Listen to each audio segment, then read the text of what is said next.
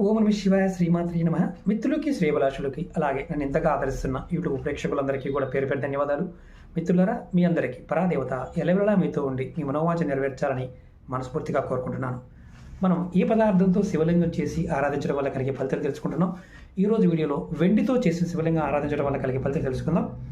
మీరు వెండితో శివలింగం చేసి అభిషేకం చేసి అర్చన అనంతరం శివాలయంలో కానీ దేవాలయంలో బ్రాహ్మణుడికి దానంగా ఇవ్వడం వల్ల మీరు ఊహకందని సిరి సంపదలు పెరుగుతాయి.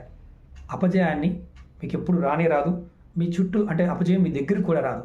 అంటే వెండిలి శివలింగాన్ని తయారు చేసిన తర్వాత ఆ శివలింగాన్ని పూజ చేసిన తర్వాత మీరు గుడిలో ఉన్న పూజారి గారికి దానంగా ఇవ్వాలి. మీరు ఖచ్చితంగా సిరి సంపదలు పొందుతారు. అలాగే అపజయం కూడా మీ చుట్టూ రాదు.